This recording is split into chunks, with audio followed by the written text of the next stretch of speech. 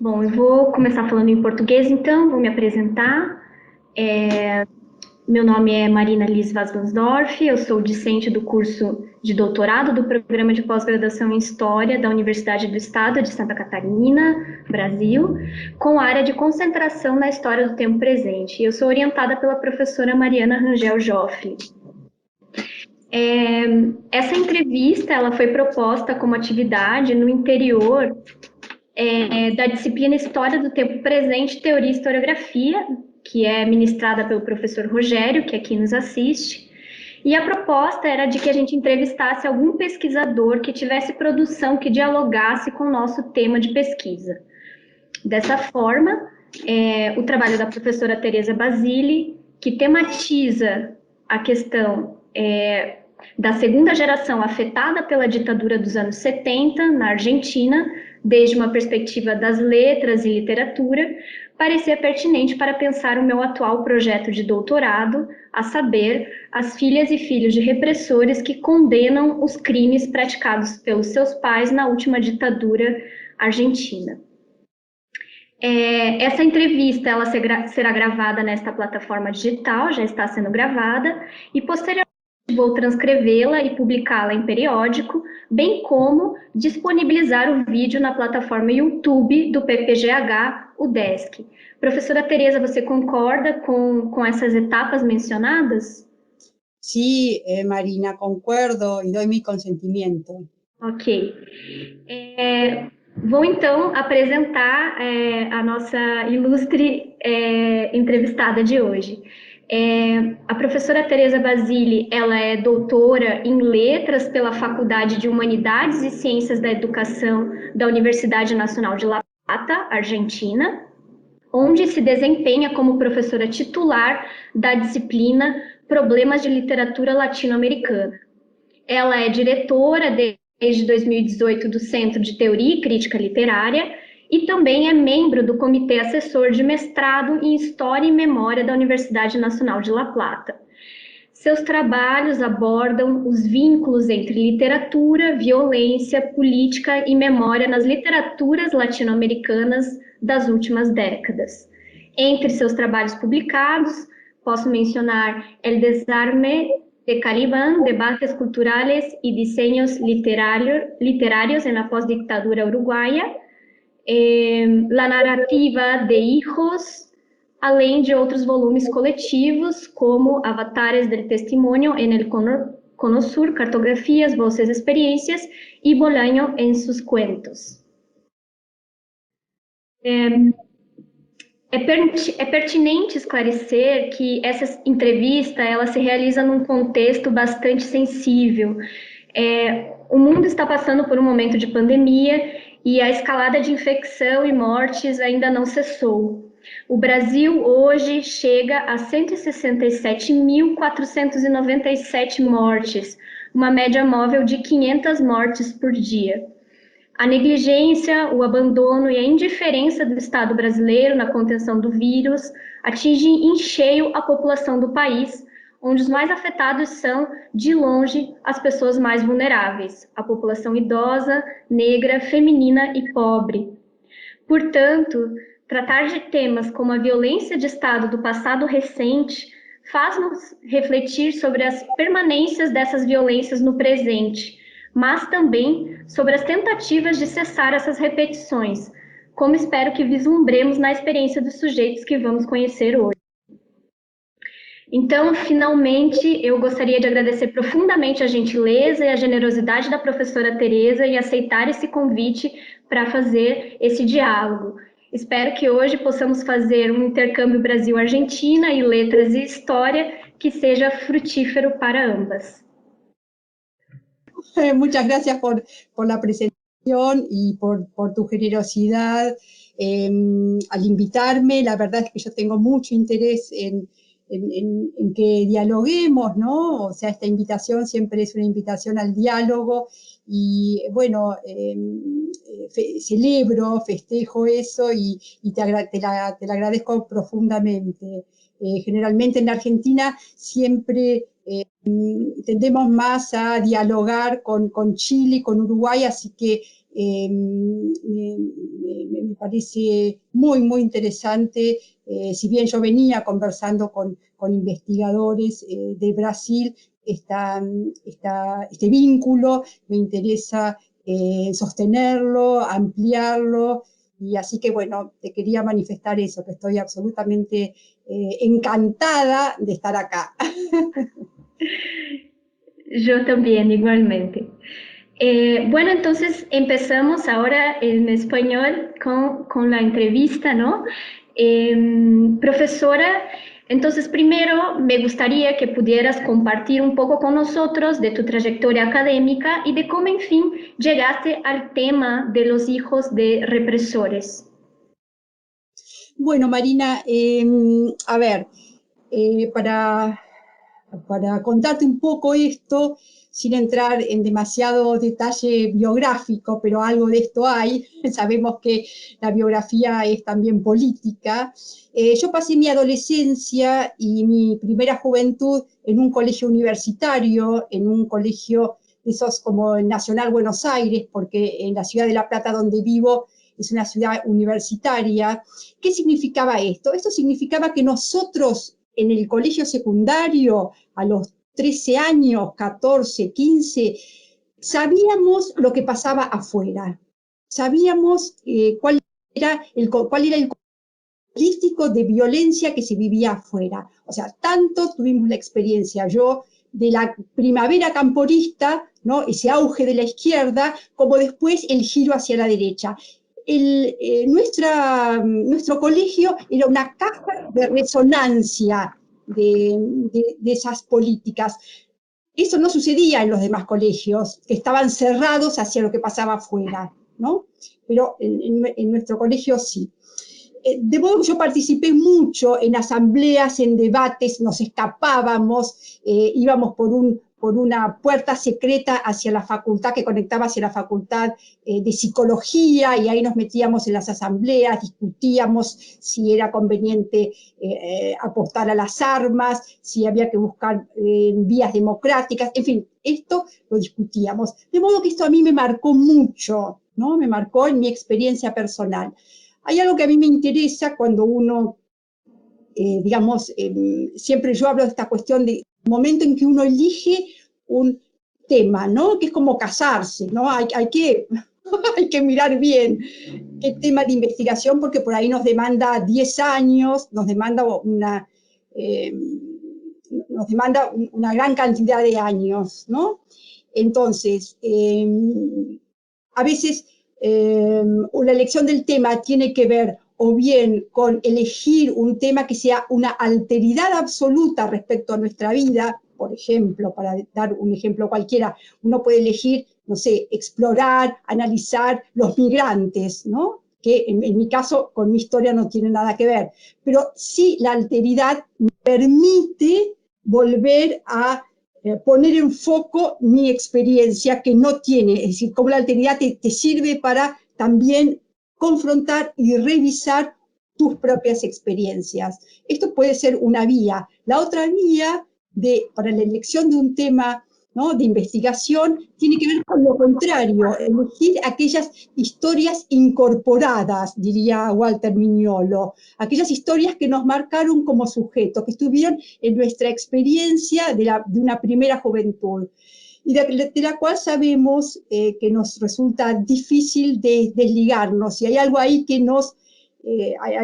hay un impulso, ¿no?, que nos lleva continuamente a investigar esto, a tratar de desanudar y repensar qué es lo que, cuáles fueron los significados de esa experiencia. En mi caso, entonces, se vincula mucho con la dictadura. Yo en la universidad comencé con literatura latinoamericana, de modo que no podía trabajar con la dictadura argentina, tenía que elegir, entonces elegí la dictadura uruguaya. Ahora bien, yo no elegí la dictadura uruguaya, yo elegí la postdictadura uruguaya. ¿Por qué? ¿Cuál es el interés mío por abordar la postdictadura? Porque a mí me interesaba no un trabajo histórico la dictadura uruguaya, sino cómo desde el presente se lee esa dictadura, ¿no? Es decir, cuáles son los significados que las nuevas miradas sobre esas dictaduras, las evaluaciones respecto a lo que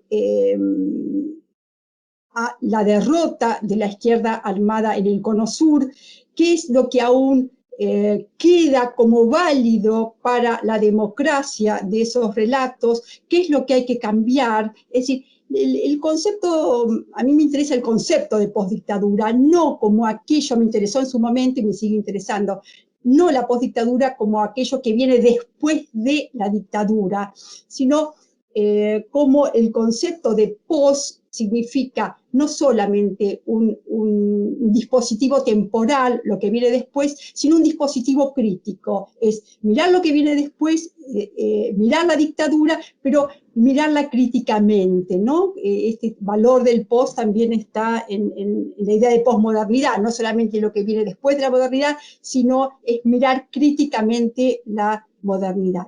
Esto es un poco el eje de mi primera investigación, que como ya se ve, estaba muy presente en los debates en torno a la dictadura y la democracia. Entonces yo a partir de allí publiqué un libro que se llama, que vos lo estuviste mencionando, ¿no? El desarme de Calibán. Y acá entonces están los debates que se dieron en Uruguay desde la literatura y los debates también intelectuales sobre la reciente experiencia de la dictadura uruguaya. Allí a mí me interesó mucho focalizar en cómo entonces se lee desde la democracia la dictadura. Y allí me pareció que la gran metáfora de esta revisión tenía que ver con lo que yo pongo en el título, el desarme de Calibán. Calibán es un personaje de la tempestad de Shakespeare, pero que está muy vuelto a trabajar desde el Caribe, desde el núcleo de la Revolución Cubana. O sea, Calibán es la figura del revolucionario de los 60, ¿no? Del revolucionario encarnado, digamos, en los años 60 en Cuba, que es la fuente dadora de ese proyecto revolucionario. Entonces me pareció que era muy atinado pensar cómo hay que desarmarlo en términos de las armas, desarmarlo en términos de desarmar las ideologías, los saberes de la revolución, ¿no? Y no desarmarlos para tirarlos a la basura, sino para ver qué es lo que ahí queda aún de valioso para recuperar desde la democracia, ¿no? Y yo ahí eso lo reorganicé en torno a la consigna de los saberes de la derrota, ¿no? No la derrota como una pérdida, como un fracaso, ¿no? Sino como una producción, como una máquina de producción de saberes, ¿no? Ese fue el primer paso. Luego yo seguí con estos temas de memoria muy cercano a nuestra querida maestría en Historia y Memoria que tenemos en nuestra Facultad de Humanidades y Ciencias de la Educación, generalmente aportando qué es lo que la literatura puede mostrar respecto a los debates en torno a la memoria. Y bueno, mi segunda investigación tiene que ver con este libro, Infancias, la narrativa argentina de hijos. ¿Por qué? Porque a mí me pareció absolutamente increíble cuando fui descubriendo la producción cultural, yo no la podría llamar exclusivamente literaria, sino la producción cultural de esta segunda generación. Realmente fue una explosión en cuanto a cantidad, a calidad y a diversidad. Es decir, la producción de los hijos de detenidos desaparecidos, de víctimas y también de coetáneos, o sea, una producción también generacional, aunque el núcleo está dado por los hijos de desaparecidos, abarca la literatura, abarca el cine, abarca la fotografía. Walter Benjamin, por ejemplo, dice que aquellos que volvían de la guerra se quedaban sin palabras ¿no? para expresar lo que había, esa experiencia al límite que habían vivido. Bueno, estos hijos no se quedan sin palabras, ¿no? Por el contrario, producen incesantemente saberes, imágenes, textos, cine, fotografía, blogs. en fin, una producción notable, cultural, además de la militancia política, de su injerencia en el sistema judicial, en fin. Entonces me pareció, eso me hizo trabajar en este volumen Infancias, la narrativa argentina de hijos, toda esa producción. Pero que además es algo absolutamente novedoso, digamos, es novedosa cómo estos hijos exhiben cosas que no existían en la tradición social, cultural. Por ejemplo, pensar en lo que es una infancia clandestina, lo que es una infancia apropiada, lo que es una infancia educada, cuando ellos educaron con pruebas pilotos, por ejemplo, en Cuba. Digamos, una serie de experiencias que atravesaron durante su infancia que no que renuevan absolutamente la mirada de lo que ha sido, de lo que es la infancia y la juventud en términos generales, ¿no? En términos de experiencia. Entonces me pareció muy interesante, y el volumen, para terminar, se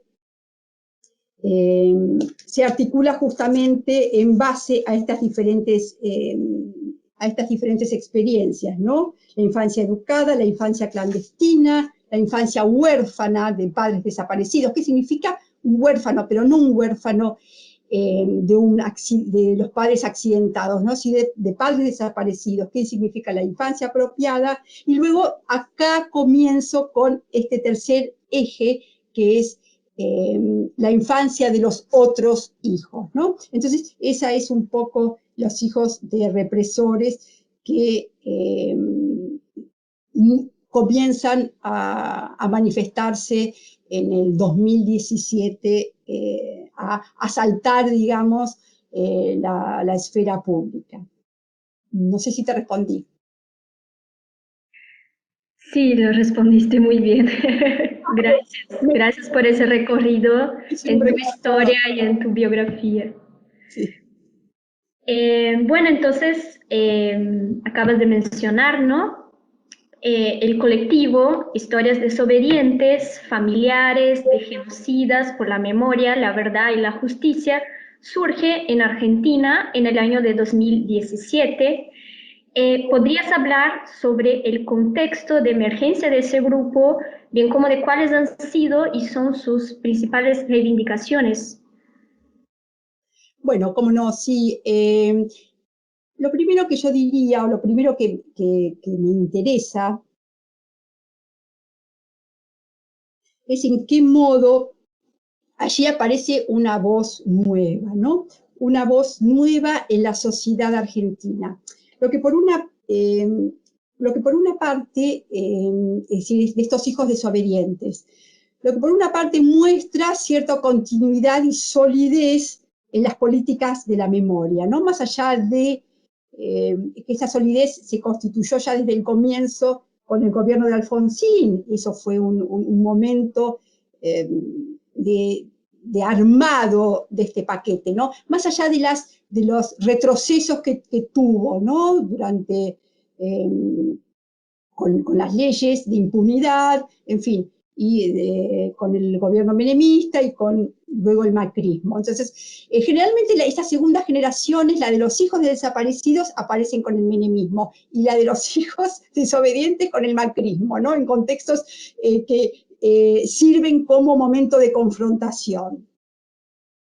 Ahora, entonces, esto es una voz nueva, pero además de ser una voz nueva, acá hay mucho escándalo. Esto me interesa mencionar, ¿no? Lo que significa el escándalo, que los hijos de represores se levanten en contra de sus padres.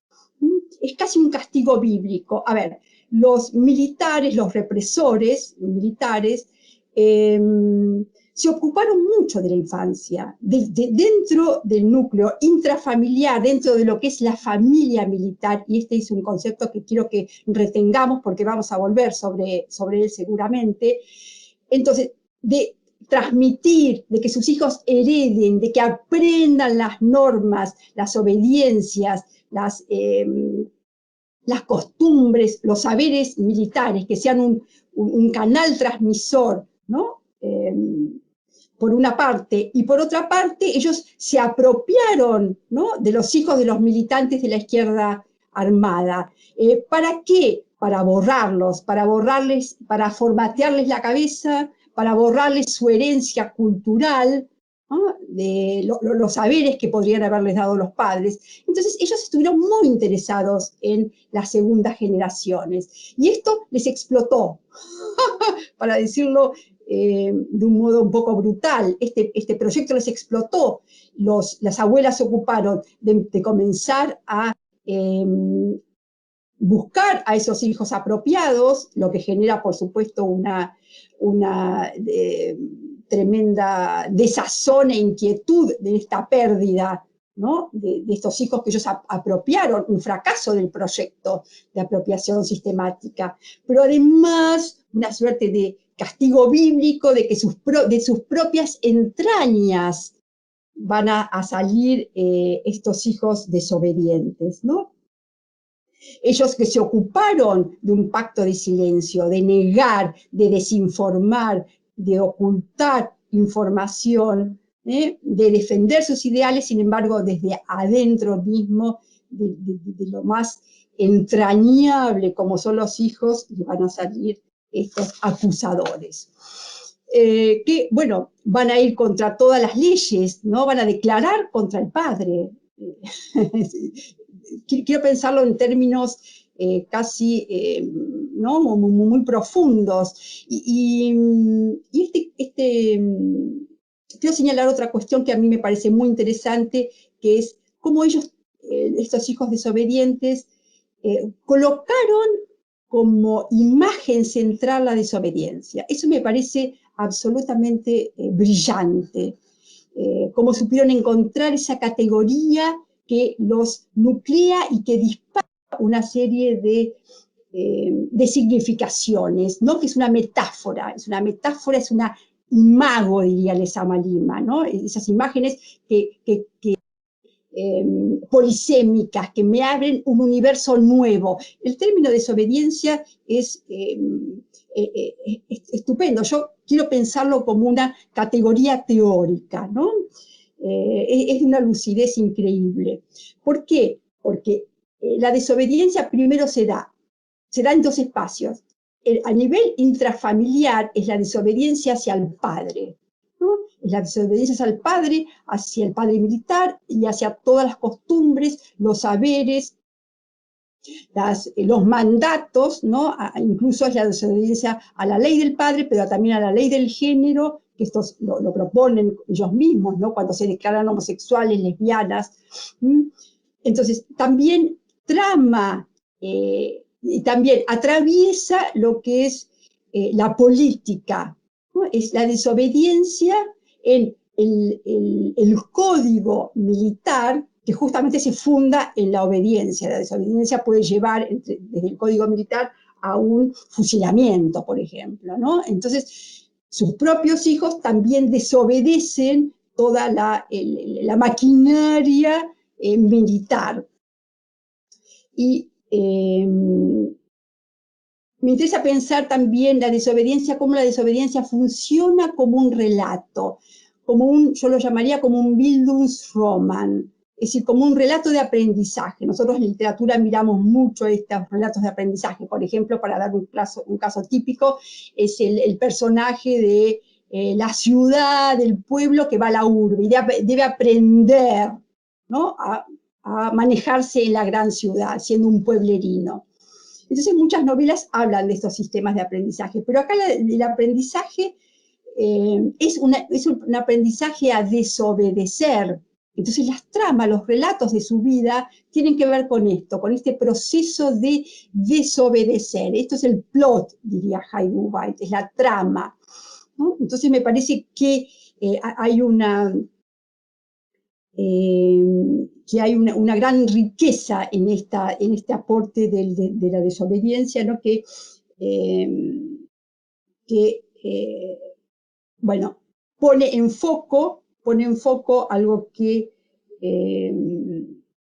que habíamos, de lo cual yo hablé muy brevemente, que es la familia militar. Vos me preguntabas un poco cuáles eran las reivindicaciones. Bueno, las reivindicaciones tienen que ver con la militancia, con las marchas, que no solamente tienen que ver con las marchas por la memoria, verdad y justicia, ¿no? También se desplazan hacia el feminismo, también ellos intervienen e interpelan a la justicia pidiendo poder declarar, ¿no? Este es un elemento muy importante, que es, qué es esto que incluso está prohibido por la ley, que el padre, el hijo declare contra el padre, ¿no? Y entonces esto señala la profundidad de esa rebeldía. Pero no es menor, entonces, como venía diciendo, el aporte en el universo de significación, ¿no? Y yo creo que esto es una cuestión que falta todavía investigar mucho, ¿no? Cómo ellos van a iluminar ese universo de la familia militar. La debemos llamar familia militar o familia de represores, para incluir, porque no todo militar es un represor y porque los represores también son policías y otro tipo de servicios, ¿no? Entonces, en ese sentido, también sus declaraciones, su literatura, sus testimonios nos van a revelar, ¿no? Cuáles eran las normas de la familia militar, cuáles eran los deseos, en qué barrios vivieron, por ejemplo, a qué universidades y colegios fueron, cuáles son los estereotipos que ellos imponen a los hijos, a las hijas, los valores del patriarcado, del machismo, cuál es la violencia que desempeñan en el interior familiar, o no, o es el padre amoroso y solamente es un perpetrador fuera de la familia, cuáles son las amistades, cuáles son las vacaciones, por decirlo de algún modo, las diversiones, los juegos, cuál es el rol de la madre, cuál es el rol de las mujeres. Así que en ese sentido no es menor también el aporte que ellos hacen a este universo de significación. Perfecto, profesora.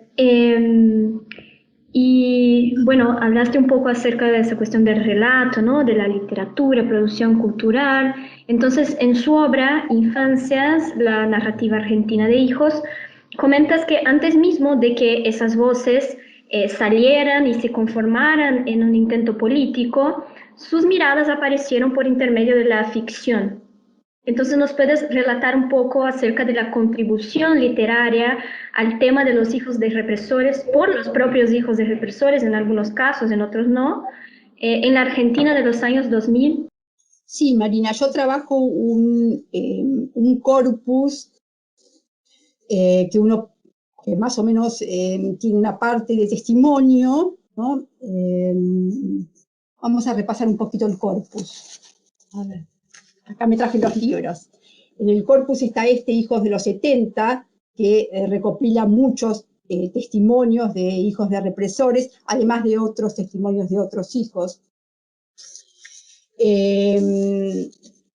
Pero también entonces trabajo textos ficcionales y autoficciones, ¿no? Es importante pensar en este género literario de la autoficción, que es un género que cobra un enorme protagonismo en esta segunda generación. O sea, en general los textos suelen ser autoficcionales. Esto es, parten de una base, de un grado cero de testimonio y después lo ficcionalizan, ¿no? Ficcionalizan. Con esa ficción ellos logran en gran medida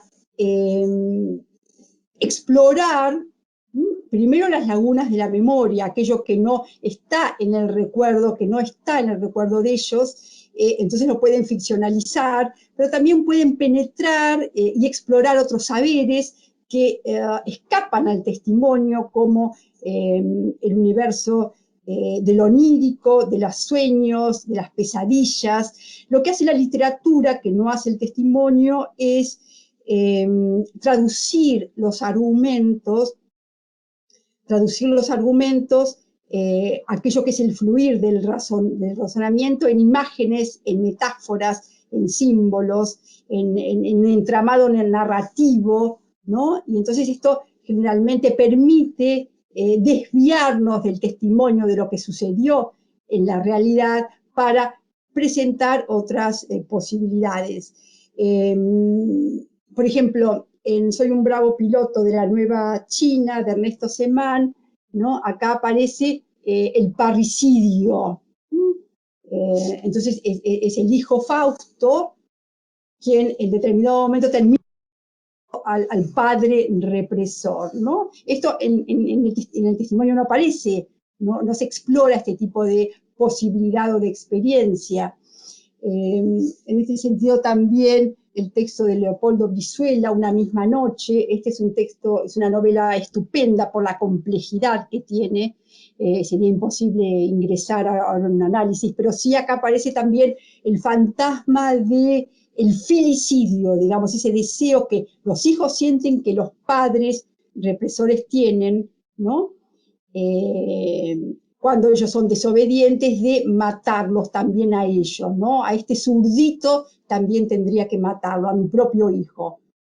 Entonces, también acá aparece este imaginario.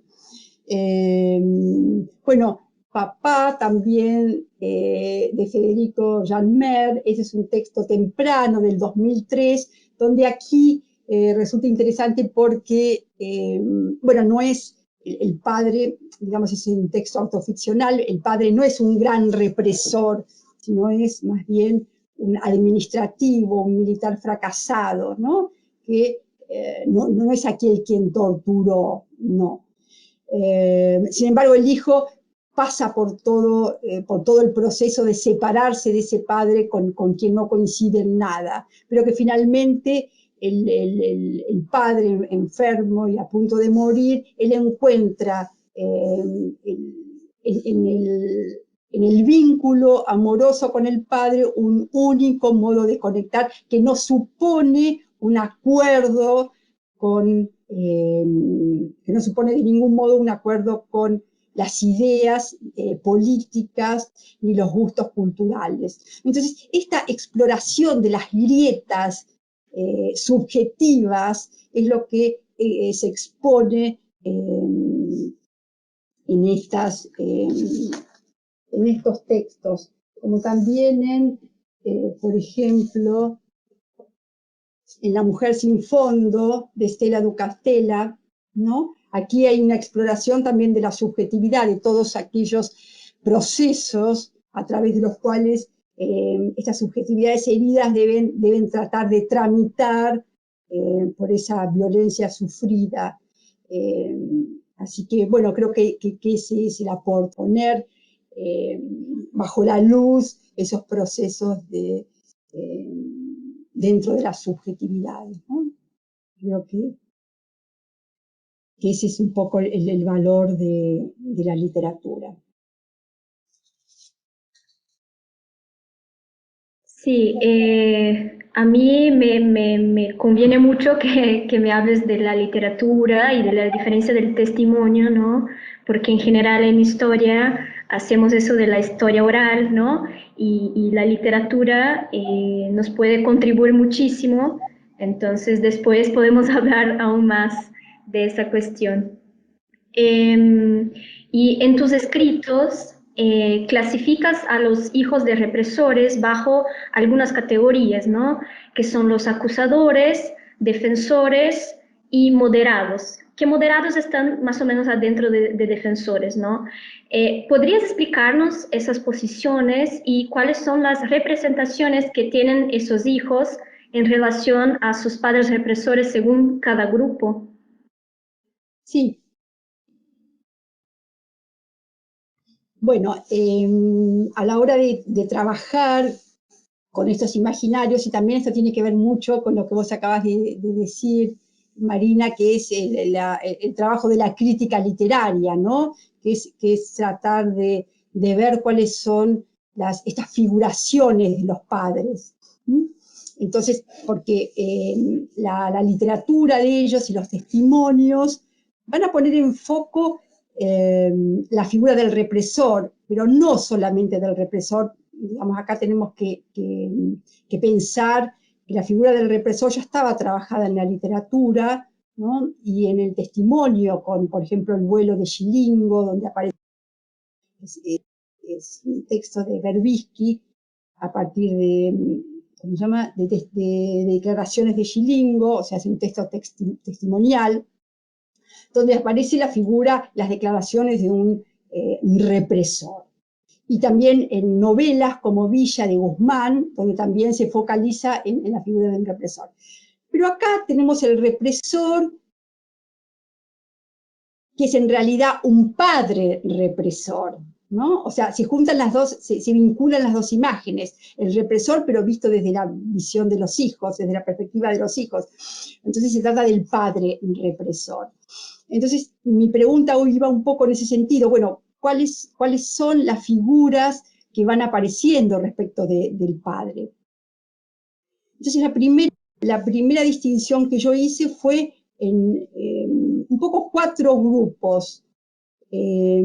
Aquellos hijos que defienden a los padres, y estos los distinguí en su interior 2 vertientes: los radicales, los que defienden de un modo radical a los padres, y los que defienden de un modo más moderado.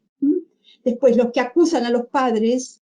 En tercer lugar, los que ignoran la existencia de este problema, ¿no? Que en muchos casos han sido criticados por desentenderse de esa herencia,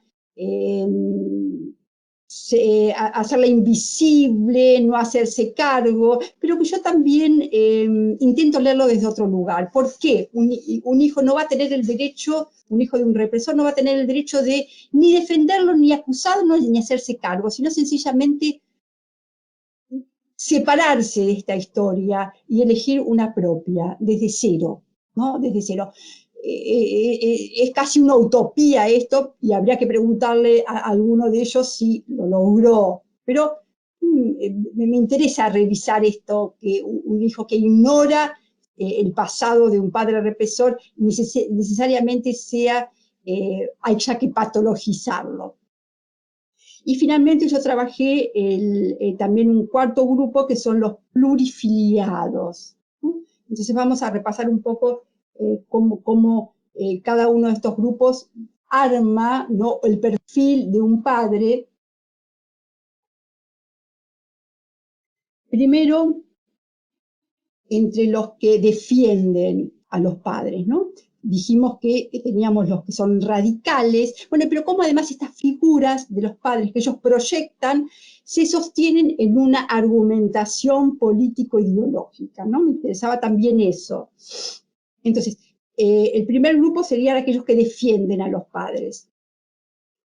Tenemos aquellos que son radicales, es decir, que consideran que sus padres han sido salvadores de la patria, han sido héroes. Esas son las 2 figuras fundamentales: salvadores de la patria y héroes.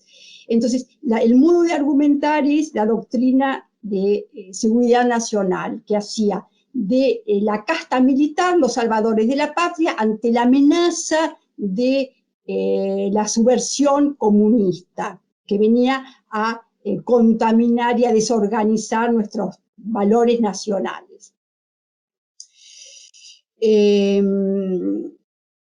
Esta primera imagen de los padres salvadores de la patria y héroes, que es la que se articula desde los propios militares durante la dictadura, luego, a partir de ciertas crisis y revisiones, sobre todo cuando Xilingo reconoce los vuelos de la muerte, cuando Martín Balsa dice desde el interior de las Fuerzas Armadas que evidentemente él reconoce que hubo torturas y hubo ilegalidades. Entonces ya esta figura de salvadores de la patria ya no era posible seguir argumentándola, ¿no? Entonces aparece otra imagen, que es la de las víctimas. Entonces los padres militares ahora son víctimas. Eso significa un cambio de escenario de lenguaje, de universo simbólico. De Salvadores de la Patria pertenece al universo simbólico de la doctrina de seguridad nacional, pertenece al universo simbólico de los 70. Ahora, víctimas es la apropiación que ellos hacen, los mismos militares, de la matriz de derechos humanos. Entonces es una lengua que le viene desde la democracia de los 80, digamos. Esto estuvo un poco antes, pero pongamos que se hace hegemónica la matriz de derechos humanos en los 80 a partir de la CONADEP y del Nunca Más. Entonces ellos cambian el discurso y dicen, no, entonces ahora nuestros padres son en realidad víctimas y como dije, se reapropian de esta lengua de los derechos humanos y dicen, nosotros también queremos una memoria, pero que sea una memoria completa, dicen los militares, estos hijos también. Dice, queremos una memoria sin olvidos, donde nuestros padres son las víctimas, ya no recuperan también la idea de terrorismo de Estado y la pasan a terrorismo subversivo, y como el terrorismo subversivo también hizo un plan sistemático de victimización. Entonces trasladan todo el sistema de los derechos humanos, ¿no? Para defender sus propios intereses, ¿no? Lo que nos alerta de lo que nos hace prender una luz respecto a cómo los discursos de los derechos humanos pueden ser reapropiados por la derecha, ¿no? Y por las peores derechas. Otras de las figuras de estos, de los que defienden a los padres, tanto los radicales como los moderados, es ver al anciano, hablar del anciano, ¿no? De ese represor que ahora es un anciano vulnerable, frágil, enfermo. Entonces eso lo colocan para pedir beneficios respecto a, por ejemplo, en especial la prisión domiciliaria, ¿no?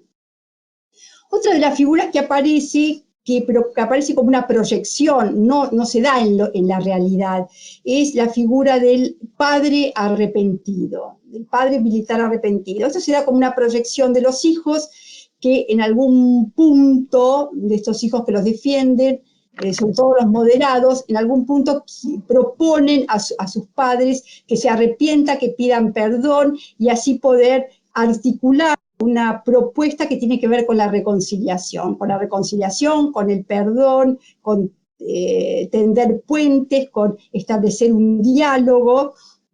Entonces ese es el arrepentido, pero que en la realidad arrepentido prácticamente no ha habido.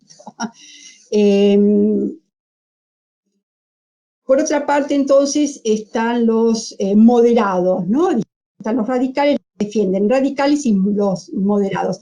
Los moderados dicen, lo que ellos básicamente dicen es, nuestros padres no fueron los monstruos, no fueron los que tuvieron el mando, no fueron Echecolás, el Tigre Acosta, Videla, ¿no? Sino que pertenecieron a la gran maquinaria administrativa y burocrática de la dictadura. Pero ellos no torturaron, no necesariamente torturaron, sabían un poco, pero no eran los que mandaban. Entonces, a mí me pareció que la figura que sintetizaba esto es la de Perejil, que en Argentina, ¿no? Es un perejil, no fue como un tonto. Un tonto engañado, que fue utilizado por los que comandaban y se prestó a eso. Fue como un poco engañado. Entonces, ¿cuál es el discurso que ellos articulan? Ya no es el discurso de la doctrina de seguridad nacional, ni tampoco es en este primer momento la cuestión de la matriz de derechos humanos, aunque sí después la van a utilizar, ¿no? Sino es la teoría de la obediencia debida. Entonces van a justificar a sus padres por la obediencia debida. Ellos debían obedecer, si no podían ser arrojados, fusilados. Entonces, Y también la cuestión de la banalidad del mal, ¿no? Ese concepto de Hannah Arendt que ilumina cómo los perpetradores forman parte de una maquinaria burocrática. No es que ellos sean malos, sino que están insertos en una maquinaria burocrática. Aníbal Guevara es uno de los que está en el colectivo Hijos y Nietos de Presos Políticos, que es un colectivo relativamente moderado. También es interesante cómo ellos describen todo ese proceso subjetivo, ¿no? Tanto los radicales pero y los moderados, lo que significa para ellos en determinado momento este pasaje de los padres, que cuando ellos eran chicos eran salvadores, y después como en democracia se vuelven los malos de los 70. Pierden toda credibilidad, son desacreditados por la sociedad, por la justicia, por el Estado, por las organizaciones de derechos humanos. O sea, como esto se convierte para ellos en un mandato, ¿no? de tener que protegerlos en el interior de la familia, por una parte, mantener la coherencia, la cordura dentro del interior familiar, muy dañado por este impacto de una sociedad que los critica y los descalifica absolutamente. Y por otra parte también se hacen cargo a nivel político, ¿no? Ellos se convierten, algunos estudian Derecho para defender a los padres en los juicios, otros Psicología para poder entenderlos, se vuelven intermediarios, se ocupan, digamos, se vuelven agentes de ellos, les consiguen documentos, los visitan en la cárcel, en fin, se ocupan. Lo que significa, uno de ellos dice, es una mochila muy pesada, ¿no? Lo que significa deseos, vocaciones, matrimonios, casamientos, noviazgos, viajar, reunirse con los padres, bueno, en fin, también esto no resulta interesante qué es lo que ocurre adentro de estas subjetividades, ¿no? Y después tenemos entonces los que acusan a los padres, ¿no? Que es sobre todo este colectivo de historias desobedientes, y también el colectivo de ex hijas e hijos, ¿no? Que se llama Historias Desobedientes, y ahí que está Erika Lederer, de quien acá también tenemos su libro No lo perdono, sobre su padre. Entonces, acá hay en principio una reflexión sobre la categoría de monstruo. Entonces, en algunos se desliza esta figura del monstruo, pero inmediatamente la rechazan. La rechazan porque sería apostar a una demonización del padre perpetrador, a una patologización, a colocarlo en el espacio de lo irracional. Bueno, esto ya se discutió en torno a la Shoah, en torno al Holocausto, ¿no?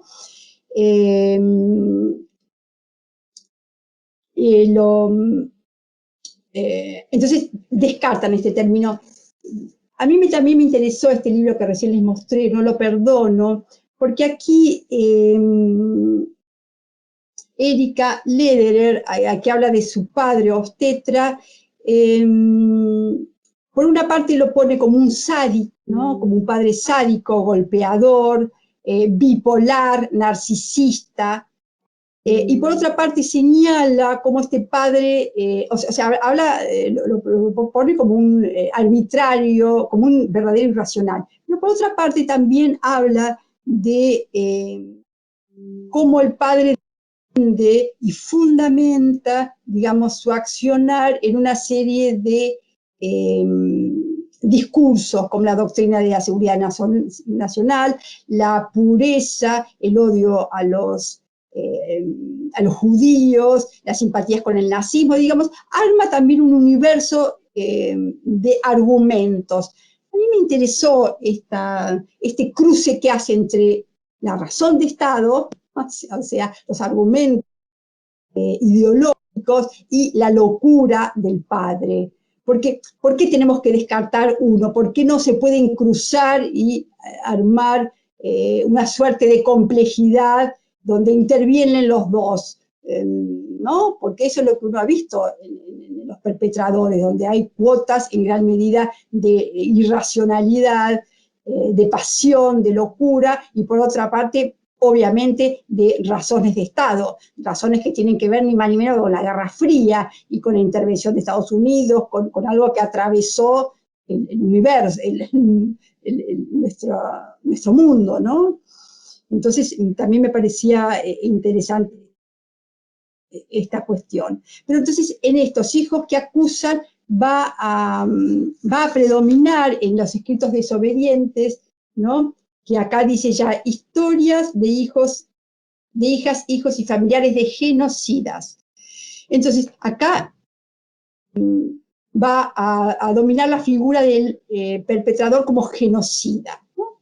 Esto abre, digamos, todo un debate en el cual sería imposible, Marina, ingresar, ¿no? Que tiene que ver, acá se nota también la influencia del libro de Firestein sobre donde él explora en qué medida podemos hablar de un genocidio en la Argentina, pero más allá de este debate que es imposible ahora traerlo y que, bueno, ha disparado también críticas, ¿no? Hay muchos desajustes en este intento y a veces por momentos parece muy un ajuste que no calza perfecto, ¿no?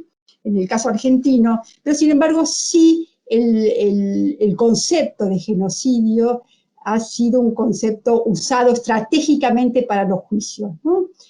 Ha tenido por una parte, una presencia muy importante en los juicios, digamos, por eso se lo ha recuperado, por una parte, y por otra parte tampoco podemos olvidar la densidad del simbólico, ¿no? De hablar de un genocidio, de un genocida. Hablamos de un genocida y bueno, allí hay, traemos a nuestra discusión y a nuestra reflexión un término de un enorme peso simbólico, ¿no?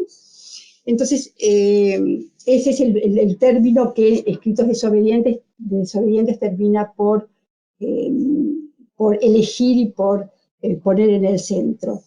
También a mí me interesaba la figura del padre siniestro. Y este caso se refería al último grupo, que son los plurifiliados. Y eso es algo que yo fui armando, lo de plurifiliados, porque no encontraba un modo de poder comprender qué sucedía con aquellos casos en que un miembro de una segunda generación, un hijo, una hija, tenía el cruce de una parte de la familia vinculada a la izquierda revolucionaria y otra parte vinculada a la derecha de la dictadura, ¿no? Entonces, ¿qué pasaba con estos hijos que están absolutamente tensionados, ¿no? Entre dos lealtades, entre dos pertenencias, entre dos herencias, y cómo tienen que manejarlas? ¿Qué hacen con esas dos herencias que fueron las dos líneas que se enfrentaron en los 70? ¿No? ¿Cómo compaginar? Bueno, y allí el caso que me parece tremendo, increíble, pero por lo tremendo, es el de Eva Daniela Donda y Victoria Donda, ¿no? Eva Daniela Donda, que sus padres fueron detenidos desaparecidos, y su tío, que este sería el siniestro, Adolfo, perteneció a la parte de inteligencia de la Escuela de Mecánica de la Armada, de la ESMA, y entonces él está acusado de haber mandado a matar a su propio hermano y a su cuñada, es decir, a los padres de Eva Daniela Donda y de Victoria Donda. Y además, Victoria Donda, él se quedó con Eva Daniela Donda, que es la mayor de las dos hermanas, la crió como una hija propia, ¿no? O sea, se hizo cargo de esa hija del hermano revolucionario, y a su vez Victoria Donda nació en la ESMA, nació en cautiverio en la ESMA, y él se sospecha que fue el entregador de Victoria Donda hacia una familia de represores. Entonces,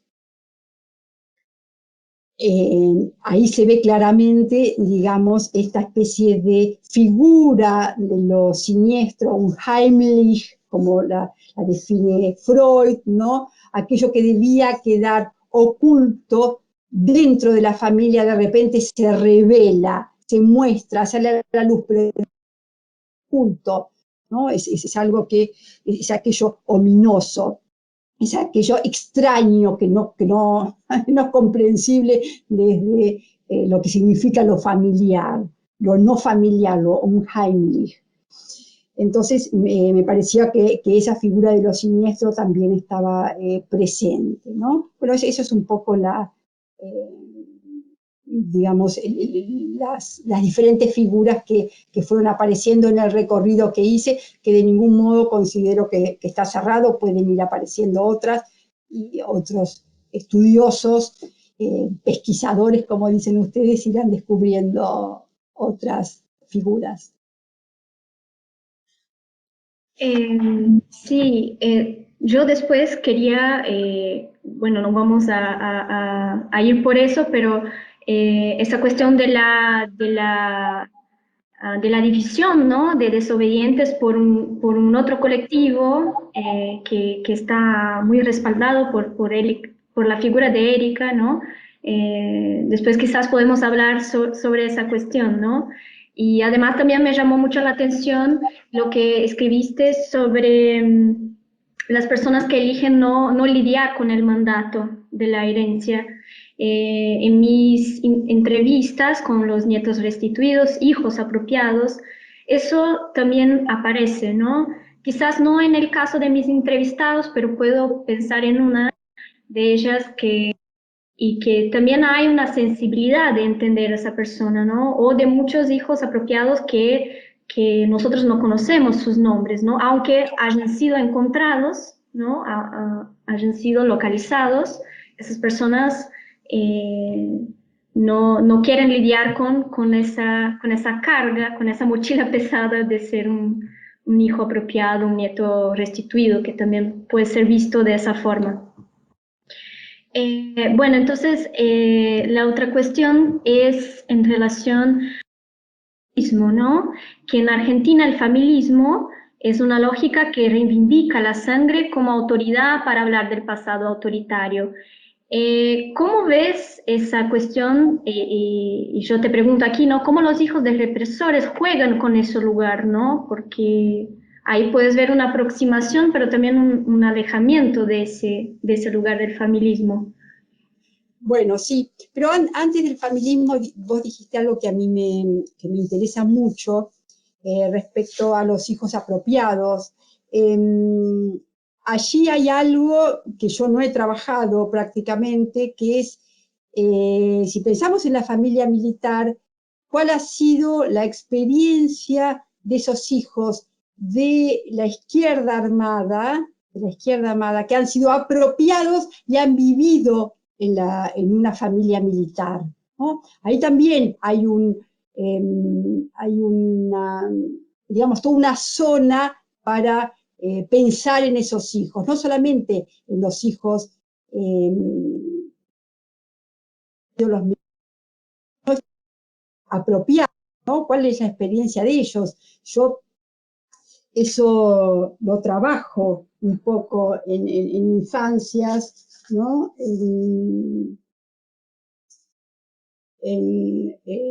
La infancia apropiada, algo digo porque algo aparece en algunos testimonios que fui viendo, ¿no? Y que algunos hijos apropiados que ya han recuperado hablan de lo que significó esa infancia y ese vínculo con los padres represores, ¿no? Ahí creo que hay otra cuestión, se abre otro universo también para investigar, ¿no? Entonces, bueno, pero ahora vamos a pasar, te quería hacer ese comentario para no dejarlo porque me pareció interesante. Vamos a pasar entonces al familismo. que es una categoría que utiliza Elizabeth Schelin, ¿no? Y que es justamente, alude al vínculo de sangre, como el vínculo de sangre es el que está presente, ¿no? Como autoridad, como bien decís vos, para leer el pasado y también para formar y constituir colectivos de derechos humanos. Tenemos los colectivos con un perfil más universal, como la Asamblea Permanente por Derechos Humanos, etcétera, etcétera, el CELS, tantos otros, y tenemos estos que tienen una matriz de familismo, como madres de Plaza de Mayo, abuelas, hijos, familiares, hermanos y hijos, hijas desobedientes, ¿no? Entonces, a mí acá, Elizabeth Schelin, por una parte, hace una crítica que está bien y dice, bueno, a ver, no, hay que estar alerta de que este familismo no impida que aquel que no tiene el lazo de sangre esté desautorizado para militar en las políticas de memoria, verdad y justicia, ¿no? Entonces, dice, porque estas políticas tienen que ser para todos los ciudadanos, no tiene que haber un privilegio del familismo, ¿no? Esto es una cuestión que ella advierte y que me parece muy justa. Pero yo quiero agarrarlo por otro lado. Quiero agarrarlo de un modo un poco extraño por la figura de Antígona de Sófocles, ¿no? ¿Por qué? A mí, yo en determinado momento, cuando estaba pensando estas cuestiones, leí el texto de Judith Butler, del grito de Antígona, ¿no? Y si bien ella agarra para otro lado, a mí me gustó cuando ella recupera lo que significa cómo Antígona argumenta y actúa, cómo ejercita la política desde el interior de la familia, desde los derechos del parentesco, desde la ley del hogar, en un contexto que, como analiza Hegel, correspondería a un estadio prepolítico, un estadio donde domina el clan, donde dominan las leyes familiares. En cambio, Creonte aparece como la ley del Estado, una ética universal para todos los ciudadanos. Este sería como el enfrentamiento. Entonces a mí esto me hizo pensar, yo armé una pregunta que me parece central, que es ¿cómo regresa Antígona en el Cono Sur? Es decir, ¿cómo esas políticas del parentesco, esas políticas que antes eran prepolíticas en Antígona, se vuelven leyes de Estado, se vuelven organismos del Estado, se vuelven, dejan de ser prácticas prepolíticas y familiar, y bueno, intervienen en organizaciones estatales y en organizaciones mundiales también, intervienen en la justicia, en las leyes, las rearman, en instituciones, en esto, en lo otro, ¿no? Entonces me interesaba un poco señalar esa cuestión, que el familismo no se queda en una autoridad del parentesco, sino que salta al Estado y se universaliza. Eso me pareció que es lo que ha sucedido con este familismo, ¿no? Y después, bueno, vos me preguntabas por qué pasa con los hijos desobedientes, cómo, a mí acá me gusta ver una paradoja. Ellos se rebelan contra el lazo sanguíneo, ¿no? Contra la herencia de la sangre, del apellido, del ADN, se rebelan, pero esa rebelión, a su vez, y acá está la paradoja, exhibe esa pertenencia. Y esa pertenencia sanguínea es lo que les sirve como plataforma política. Entonces me interesa ese juego de tensiones, no me interesa solamente que ellos dicen, bueno, ahora me saco el apellido, ahora me cambio el apellido, que es legítimo y está muy bien, porque hay todo un proceso de purificación de ellos, ¿no? De rearmado identitario, que es muy necesario, pero me interesa también esa paradoja. No pensemos que deshacerse de eso es lo único que hacen. También digamos, al constituirse en historias desobedientes, necesariamente está presente esa pertenencia sanguínea, ¿no? Está presente esa figura oximorónica, paradojal, ¿no? Donde se cruzan las dos, la pertenencia y el deseo de salir de esa pertenencia, ¿no? No sé si te respondí, Marina. Sí, sí, sí. También me he deparado con esa cuestión de la paradoja y es interesante que tú vas por el otro lado, que primero empiezas hablando de la ruptura con ese parentesco occidental y después vas en ese sentido de que ellos llaman para sí esa cuestión de estar emparentados, ¿no? Es como una vuelta a esa cuestión. Em, bueno, estamos entonces, yo voy a pasar una cuestión que te había pasado y voy entonces a una que me dijiste que parece que es más interesante, que es la cuestión de la doble memoria, ¿no?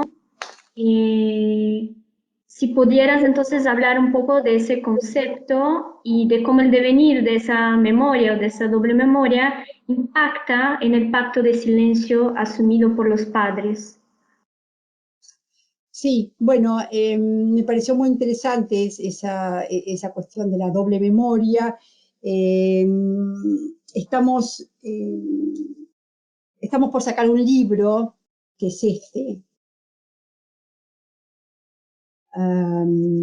que se llama Las postmemorias, les post-mémoires, perspectivas latinoamericanas y europeas. Estamos construyendo lentamente con Cecilia González, que está en la Universidad de Bordeaux, ¿no? Y allá hicimos algunos encuentros, después yo organicé otros en Bogotá, y ahora tenemos el resultado de todos esos aportes, enormes, interesantísimos aportes, que son sobre perspectivas, donde se discute las postmemorias, ese término acuñado post-memory por Marianne Hirsch, tanto en perspectivas europeas y americanas. Y bueno, en Argentina se hizo muy famoso el artículo de Marianne Hirsch sobre la post-memory. Ese es un artículo que la tesis fundamental que ella dice es, ella trabaja con los exiliados de la Shoah en Estados Unidos, y como esos que salieron del campo, esos padres de la primera generación que salieron del campo, se mudan a Estados Unidos, son exiliados y tienen en Estados Unidos, forman familia y tienen hijos. Entonces, ella trabaja como esos hijos que nada saben del pasado de sus padres, bueno, o que no participaron de ese pasado de sus padres, sin embargo hacen todo un trabajo postmemorial para poder comprender ese relato, un relato que en muchos casos tiene que ver con un relato fragmentado, hecho de pesadillas, hecho de incoherencias, ¿no? Porque es un relato atravesado por el trauma del Holocausto. Entonces, arma esta cuestión de la posmemoria.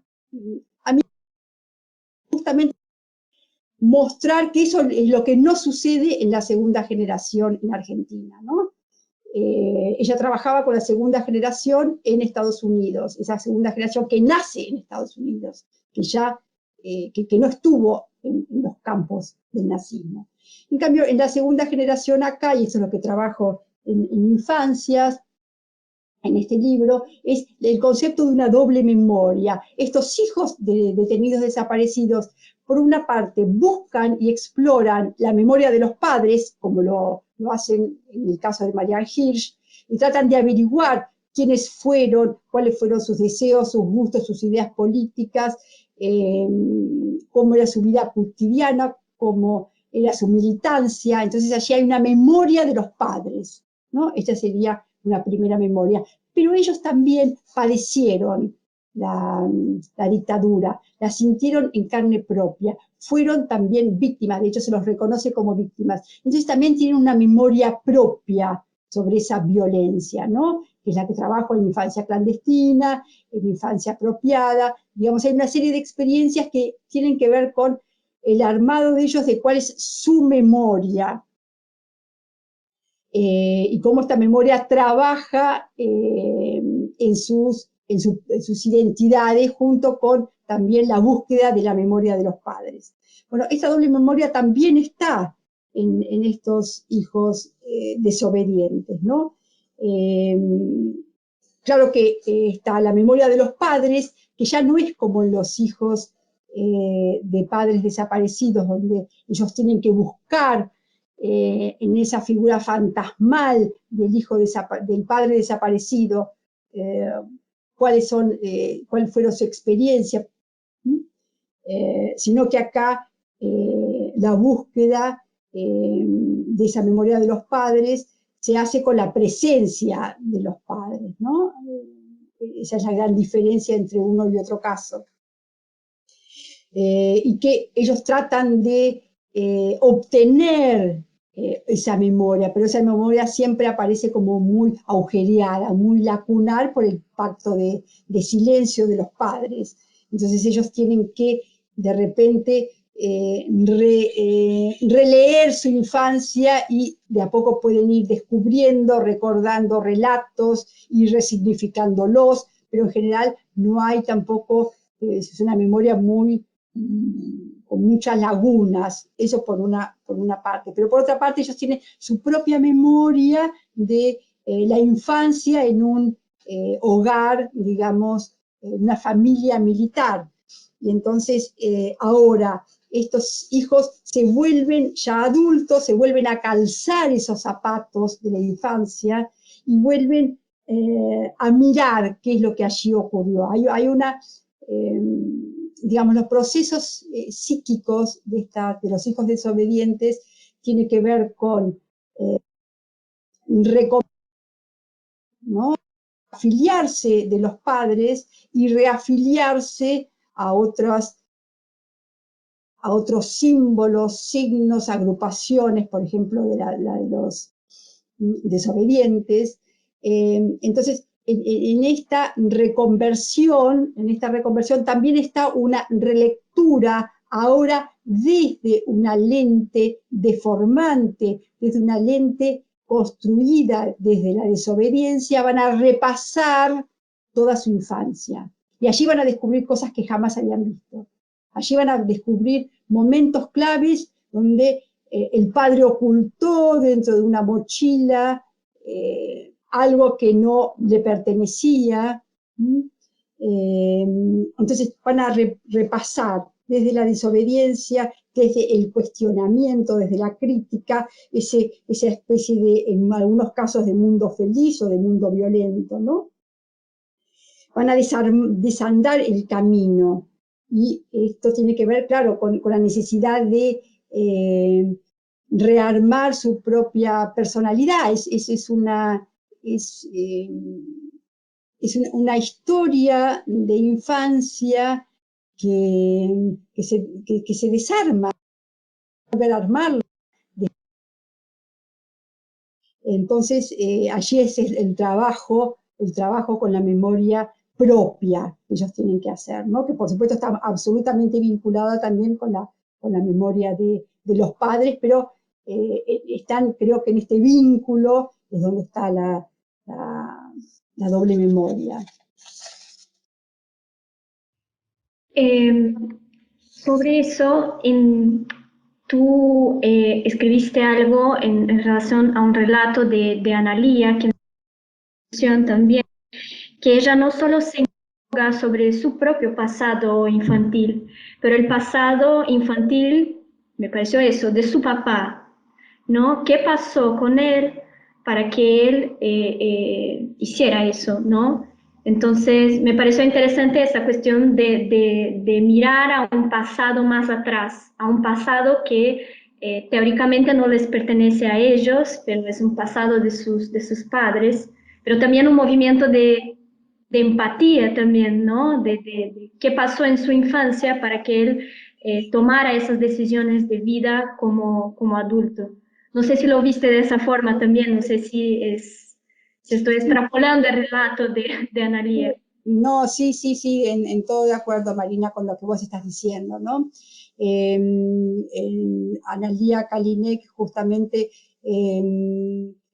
se procura, bueno, estos hijos desobedientes siempre están en la tensión entre el afecto, el universo de los afectos, el universo intrafamiliar, el universo privado del padre y por otra parte, esto enfrentado a el padre, el represor, que tiene que ver con la política, que tiene que ver en general con el mundo de afuera, ¿no? Entonces esta tensión está siempre jugando, siempre jugando, está siempre acechándolos y tendiéndole trampas también. Entonces, salir de estas trampas tiene que ver con esto que vos decís, que es un acto de tratar de comprender qué es lo que le aconteció al padre en el pasado para que se haya convertido en un sádico, en un represor, procurar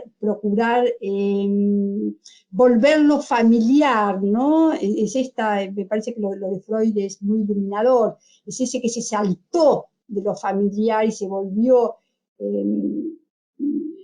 algo ominoso. Bueno, tratar de explicarlo es un modo de volverlo familiar, de poder manejarlo, de poder entenderlo, ¿no? Y esto está como una de las posibilidades, ¿no? O si no, lo que en muchos casos hay es una disociación, ¿no? Bueno, nada, tengo dos figuras, no las puedo juntar, no puedo comprender y yo quiero a mi padre, pero no lo perdono. Esto es un poco también lo que presenta Erika Lederer, ¿no? Hay muchos casos, están como estas dos cuestiones de disociación y de no poder juntar a estas figuras, pero está siempre pendiente esta necesidad, ¿no? Así que creo que es muy justo tu comentario y que tiene que ver, por supuesto, con la memoria de los padres, ¿no? Con entender eso.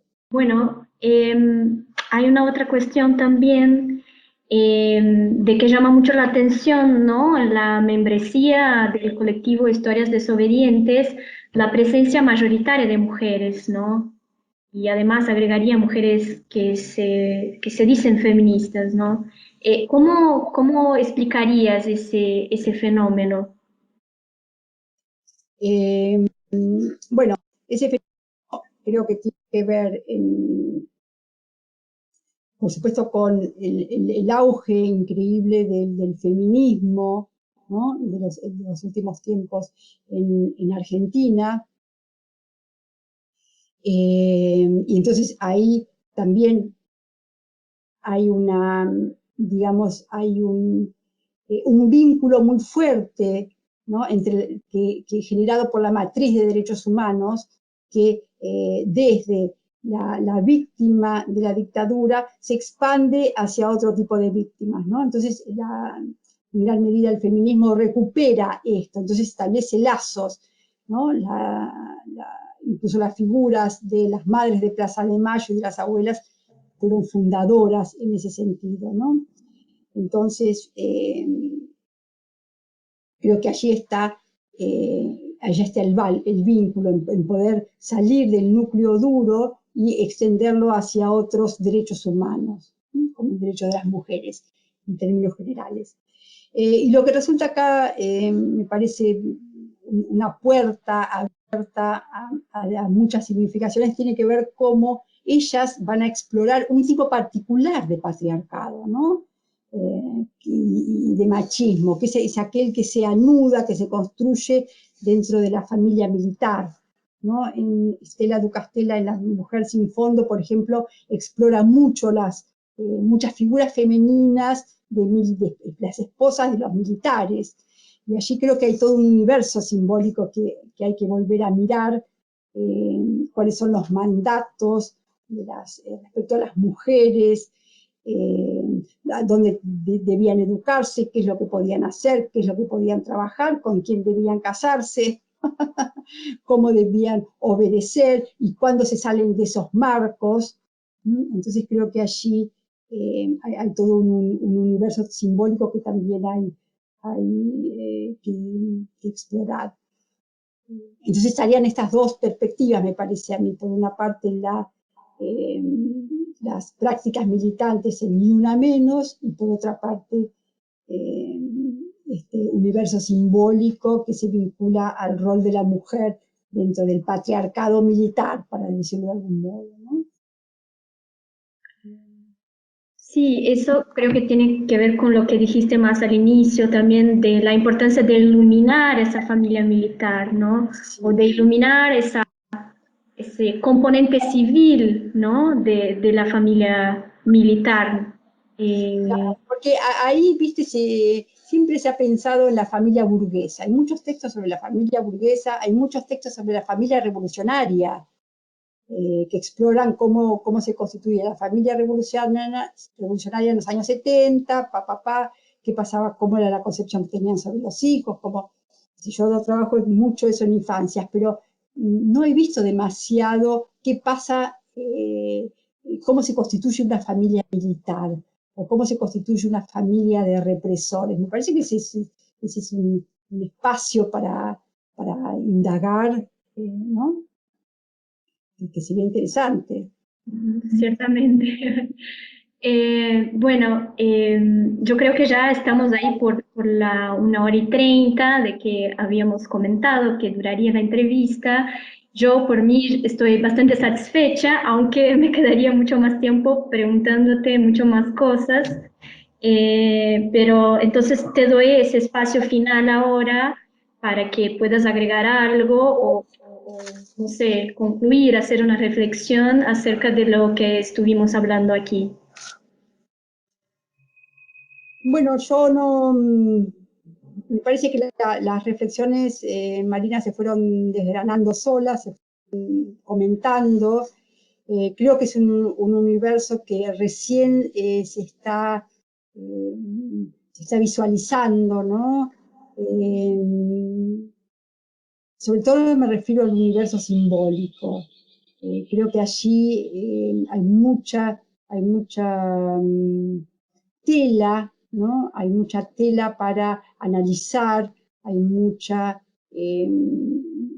perspectivas como fuimos nombrando, ¿no? Esto que vos acabas de decir, de la familia militar, del rol de las mujeres, de cómo es la violencia intrafamiliar, cómo los hijos veían y vuelven a contar ese mundo de la infancia, qué es una infancia con un padre militar, qué es la infancia de un hijo apropiado, un hijo de un militante de la izquierda apropiado por una familia militar. Creo que es increíble el mundo que se está abriendo con esta, con esta perspectiva y que, bueno, nada, tenemos que seguir, tenemos que seguir pesquisando, como dicen ustedes.